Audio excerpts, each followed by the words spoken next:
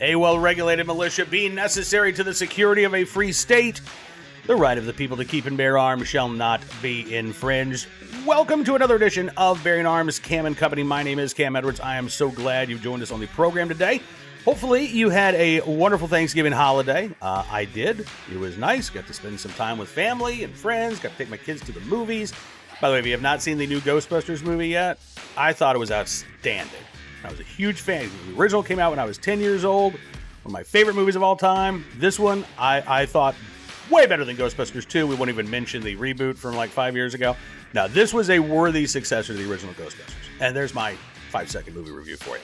We're not actually going to be talking about Ghostbusters on the show today. Instead, we're going to be talking about a New York Times column by a former federal and state prosecutor who, I got to tell you, look, I know the left has had a hard time with the Rittenhouse verdict.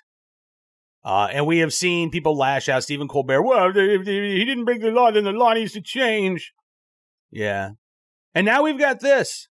Self-defense is becoming meaningless in a flood of guns. This from Tali Farhadian Weinstein, a former federal and state prosecutor in New York who is also a legal analyst on NBC News and MSNBC. Given the coverage from NBC News and MSNBC in the Rittenhouse trial, shouldn't come as a shock that Ms. Weinstein has a real problem with both self-defense and gun ownership in general. She writes, quote, "As pundits and legal experts consider why Kyle Rittenhouse was acquitted of murder, many have focused on the prosecution's choices and possible errors in the case, or else on the rulings of the presiding judge. But even more than the prosecution or the verdict, it's really the defense's strategy that we'll have to live with for years to come. A strategy based on a bold and unapologetic acknowledgement of the dangers inherent in carrying a gun. The defense doubled down on the right to bear arms and asserted a right to fire, too. Such a strategy, which has adherents at the poles of the political spectrum, will increase gun violence, not only in red states, but wherever it is allowed to go unchallenged." How dare people assert that not only do they have a right to keep and bear arms in self-defense, but they have a right to actually use that firearm in self-defense, too? Gosh, that's outrageous. That's shocking. We got to do something about this. I mean, actually, we don't. Unless, of course, you are someone on the left who is really freaked out by the possibility of more Americans embracing their Second Amendment rights. Weinstein says, and keep in mind, this is a former prosecutor. This is a woman who serves as a legal analyst on one of the biggest networks around. And she writes, quote, "These assertions of a right to fire exploit standard self-defense laws." No, they don't. In Wisconsin, Georgia, and most states, the law allows you to use deadly force as long as you sincerely believe that you're in imminent danger, and as long as your response is reasonable and proportionate to that danger. Wisconsin, Georgia, and nearly all 50 states even require prosecutors to disprove claims of self-defense beyond a reasonable doubt. Yeah, that's the way the law is supposed to work. If you're a defendant and you get hauled into court, you start with the presumption of innocence, right? You are innocent until proven guilty in this country. That is how our rule of law works. But for Weinstein, it doesn't work at all. That's a problem. And she's really concerned. Although she says this is where she makes her pivot, right? Because you think she's going to say, we're going to do something about these self-defense laws.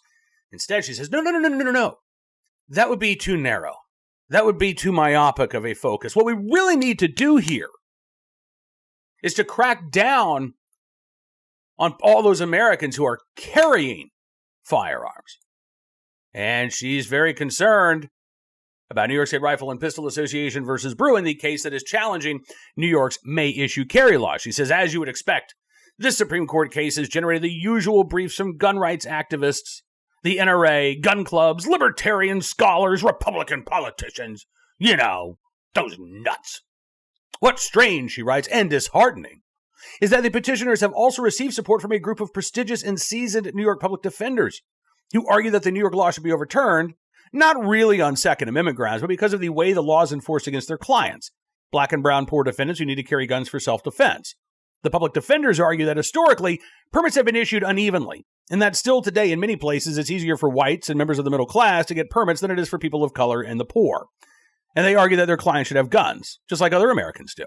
In other words, the progressive left has met the far right in describing dangerous streets and the need to be armed on them. Now, there's a lot to unpack there. Let's talk about the fact that Ms. Weinstein loves her labels, doesn't she? I almost dropped an F-bomb there. She loves those labels. Oh, it's the far right, and then now it's the progressive left, and then where's she? Oh, she sees herself in that reasonable middle of the road, right, moderate position. No. She's the extremist. She's the extremist. You've got people on the right, maybe for you, people on the right, people on the left, who both agree now that, yeah, whether you like it or not, the Bill of Rights says what it says. And we, the people, have a right to keep and bear arms in self-defense. Again, you don't have to like it, but if you don't like it and you want to do something about it, you should try to repeal the Second Amendment, not ignore what it says. Oh, and by the way, Weinstein completely misrepresents the public defender's argument, which is not, Second Amendment, whatever. It's just that our clients are, no. Their brief states that New York is violating the Second Amendment with its may issue carry laws. Everybody is harmed by New York's carry laws, but the harm is disproportionately felt by the poor, and yes, by black and brown residents, particularly of New York City, because that's where the majority of arrests are taking place. And what Ms. Weinstein doesn't tell her audience at the New York Times is what prosecutors like her do to people who are found to be in possession of a firearm in New York State without a government-issued permission slip. They're charged with a violent felony offense, and many of them go to prison for years. Their lives are upended and irrevocably changed for the worse because they were exercising their constitutional right of self-defense, but they didn't get New York say so first. That's what we're fighting. And that's what she's fighting to keep in place. She writes that the public defenders aren't making a legal argument, but a political one, which I think is, again, nonsense. And she says it's unlikely to sway a Supreme Court focused on the text and original meaning of the Constitution, though the court may find it a useful fig leaf if it decides against New York. Again, I think that is absolutely absurd. The text and the original meaning of the Constitution says that we, the people, have a right to both keep and bear arms. Weinstein says that the public defender's brief is, quote, meant to shock. And it does, and it's nihilism. A nihilism that echoes the far-right champions of the men we've seen on trial. Instead of taking guns out of the hands of the Rittenhouses and McMichaels of the world, these progressive public defenders want to level up to make guns more readily available to their clients, to all of us.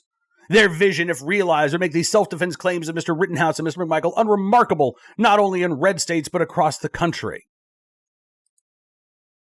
In other words, the people, all the people, might actually be able to exercise their constitutional right to keep and bear arms in self-defense. Gosh, what a horrible day that would be. No, actually, it would be great.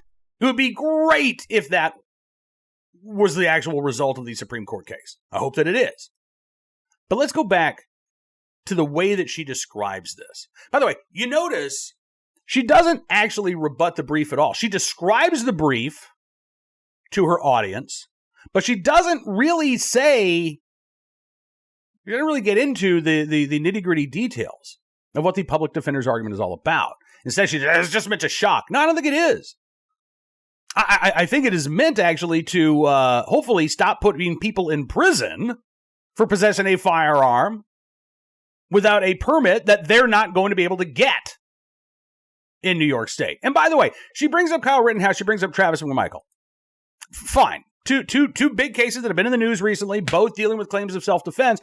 But what we saw from the juries in both of those cases, very different outcomes, right? Both of these individuals, and I know that in the case of the murder of Ahmaud Arbery, there were two other individuals on trial, but I'm just going to start, we'll stick with Travis McMichael and Kyle Rittenhouse. Both of those individuals started again with the presumption of innocence, right? I'm innocent until proven guilty. It was much easier, however, for prosecutors in the McMichael case to prove to the jurors beyond a reasonable doubt that Travis McMichael was not acting in self-defense, that he was, in fact, the original aggressor. Because Travis McMichael, his father, Gregory McMichael, their neighbor, William Roddy Bryan, none of them had any justifiable cause to pursue Ahmaud Arbery. None of them had any valid claims to make a citizen's arrest. And so the minute they tore off after Ahmaud Arbery and then tried to stop him from leaving, tried to detain him, they were committed a crime. Meanwhile, prosecutors in the Kyle Rittenhouse case could not prove beyond a reasonable doubt that Kyle Rittenhouse was acting in self-defense. Why? Because the evidence didn't support the prosecution's argument. They based their entire argument on fuzzy drone footage and a pixelated photo that they purported showed Kyle Rittenhouse dropping his fire extinguisher, swinging his rifle around, left-handed, by the way, even though he's a righty, at an individual who was armed with a gun, Joshua Zeminski, and then that supposedly triggered Joseph Rosenbaum, who then chased after Kyle Rittenhouse. But Rittenhouse, again, in the prosecution's mind, was the original aggressor because he pointed that gun at Joshua Zeminski. They just didn't have much evidence to really, they didn't have any evidence to show that that was the case. At least not any that was believable to a jury. So yes, both of these cases started out with individuals claiming that they acted in self-defense. The jury was able to determine in one of these cases, no, that was not the case at all. And in the other case, the jury concluded that yes, this was in fact self-defense. Two very different cases, two very different outcomes. And I'm really not sure why Weinstein is comparing the two other than she's not willing to let Kyle Rittenhouse's not guilty verdict go. She still wants to believe that Rittenhouse was guilty of a crime. She still wants her readers to believe that Kyle Rittenhouse was guilty of a crime.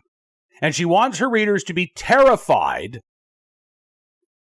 that if Americans possess the right to act in self-defense, as we do, as she's already explained we do, that things are going to get so much worse as more of us lawfully carry firearms. She writes, the audacious position taken by these New York public defenders should give pause to anyone tempted to understand and maybe even discount the Rittenhouse and McMichael defenses as essentially conservative arguments played to conservative juries in conservative states. If we start to think of guns only as a problem in the hands of the other, white supremacists, the far-right criminals, we will miss the simple fact that unregulated guns escalate violence across ideological lines. Their presence, she writes, tends to create a need for self-defense on both sides of the trigger, about which the law has very little to say. If Mr. Rosenbaum and Mr. Arbery did indeed reach for those guns, weren't they, no doubt, acting in self-defense? More guns, no matter in whose hands, will create more standoffs, more intimidation, and more death, sanctioned in the eyes of the law. Well, first of all, I would say the problem is you viewing guns as the problem, Ms. Weinstein. I mean, that's the issue here, is that you're viewing guns as the problem, as opposed to the individuals who might be holding that gun, legally or illegally, and what they're doing with that firearm. Because here's the thing. We live in a country, and of course, this is where Weinstein concludes her piece, right? It's the guns that are to blame. It's funny how they always run out of space after they blame the guns. They never have time to get to, and here's what we do to take the guns away. It's not in that column in the New York Times. Nope, she ran out of space. Because, well, it's simple. Because she doesn't have an answer. Look, we live in a nation with 400 million privately owned firearms. We live in a nation with 100 million legal gun owners. And we live in a nation where the right to keep and bear arms is protected by the Constitution. It wasn't established by the Constitution. It wasn't granted by the Constitution. It predates the Constitution. But it is protected by our Constitution. And again, if you don't like that, well, there's a process by which you can amend the Constitution. I suggest you get busy.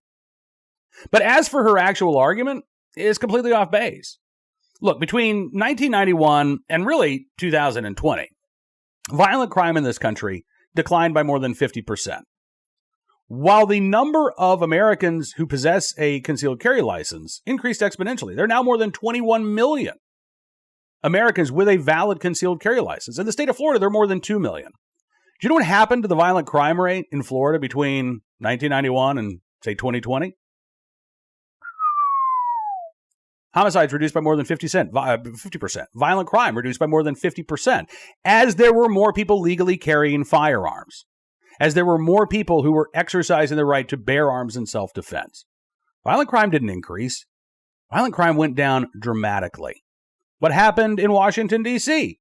after its handgun ban was overturned by the Supreme Court? Homicides did not go up. They went down. Now, granted, D.C. still made it extraordinarily difficult for you to exercise your right to keep and bear arms, but homicides went down. Even when D.C. was forced to adopt a shall-issue standard for their concealed carry licenses, homicides went down. Right up until 2020, when we saw violent crime increase in many parts of the country. Not because of increased gun sales. In fact, there have been multiple studies now that have debunked the link between increased gun sales and increased violent crime.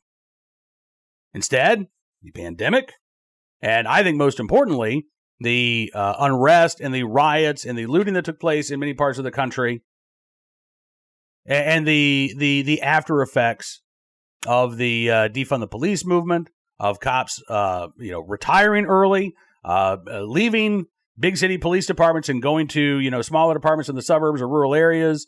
I think all of that has had an impact on the violent crime, far more than an increase in legal gun owners. But this is where the left is. This is where at least some on the left is. And what's fascinating is that this isn't where all of the left are, because we just spent 10 minutes talking about Weinstein ripping liberal public defenders for daring to side with the Second Amendment. So it sounds like this is where the left is. This is where gun control advocates are. Like Ms. Weinstein. They can't, when they could just point the finger at guys like me. No, look, it's just, another one of those middle-aged white guys with a big beard, lives in the middle of nowhere. I mean, it's just one of those right-wing extremists. His opinion doesn't matter. That was fine. But now that people within their own tribe are speaking out and making an argument that is very familiar to conservative gun owners, that, the right to keep and bear arms is a right of the people. There are people who are being put in prison for the nonviolent offense of keeping and bearing arms without a government permission slip, and that's wrong and is not helpful. It doesn't actually reduce violent crime and is violating people's constitutional rights, so we need to stop it. Now that it's not just people on the right making that case, now we see the gun control activists like Ms. Weinstein start to lose their mind and they're lashing out. Again, they don't have a solid argument in rebuttal. She's a prosecutor. She spent years as a prosecutor at both the state and federal level. She's a legal analyst for NBC News. And what is her analysis? This isn't even a legal argument. NBC, however much you're paying her, it's too much. You should hire one of these public defenders to be your next legal analyst. I think you'd get your money's worth. As for Ms. Weinstein's argument, she really doesn't have one. Because her argument basically boils down to, we got too many guns out there, we need to do something about it. Well, again, I guess you could try to persuade people not to exercise their Second Amendment rights. You could try to force people not to exercise their Second Amendment rights. Or you could try to amend the Constitution and take away American Second Amendment rights. From where I sit, those are your options. And the sad thing is, for Ms. Weinstein and all of the other anti-gun activists out there, that puts you on the wrong side of history. Because that puts you between the American people and the exercise of a fundamental, individual, constitutionally protected right. All right, let's turn our attention now to today's Armed Citizen story, our good deed of the day, and our recidivist report will start there. I don't expect to see Ms. Weinstein write any headlines bemoaning this fact. Man sentenced to 18 months for a 2019 funeral shooting near Frederick, Maryland. 18 months. You get more prison time in New York just for carrying a gun without a license, just for possessing a gun in your home without a license. But 29-year-old DeMar Allen of Germantown, Maryland, he got a sweetheart plea deal. Pleaded guilty back on November 1st. He was sentenced by Judge Julie Stevenson Solt to 20 years behind bars for a shooting at a funeral in 2019. But the judge then turned around and suspended all but 18 months of that sentence. After he's released, he'll undergo 3 years of supervised probation, and he got credit for time served. Oh, I'm sorry. No, excuse me. That was waived. That's apparently getting tough on crime, so he's not getting credit for time served. Police arrested Damar Allen in Montgomery County in April. This was almost 2 years after the shooting that took place. That shooting, by the way, injured 2 people. Took place at the Jackson Chapel United Methodist Church. They identified Allen as the suspect about 10 days later. They believe the shooting to be targeted as it occurred after an altercation at the funeral service. Despite 2 people being shot, again, Damar Allen walking away with a plea deal, 18 months behind bars, and a couple of years on probation, you're good to go. Mm-hmm. Again, I'd like to see a prosecutor like Weinstein, or a legal analyst, former prosecutor like Ms. Weinstein, sound off on a case like this. But now apparently she's too worried about, you and I being able to protect ourselves, or the average resident of New York. Meanwhile, today's armed citizen story from not too far away from where I am coming to you today, Bedford County, Virginia, which is less than an hour from me, over near Lynchburg, Virginia. There was a shooting on Friday night in Forest, Virginia, in Bedford County. Police say 911 call came in about a woman who said that her estranged husband had forced himself into her home armed with a knife, and he had been shot. Deputies report when they arrived, they found a male with multiple gunshot wounds. According to statements made to police, the estranged husband apparently had forced his way into the home. After the female opened the door, then he attempted to attack her with a knife. There was a gentleman inside the home, described as a male acquaintance, who saw the attack, retrieved a handgun, and shot the woman's estranged husband several times. The assailant has been identified as Daniel Wayne Eads of Gretna, Virginia. He passed away there at the scene. Police say that multiple knives were recovered, as well as the handgun that was used in the shooting. According to the sheriff, this is still an active investigation, but all reports at this point indicate that this would have been an act of, if not self-defense, defense of another. It was not the woman who shot her estranged husband herself, but again, it was somebody else in the home acting to prevent her loss of life. At least that's what investigators believe is the case right now. We'll keep our eyes on the story. We'll bring any details as they become available. And finally today, our good deed of the day.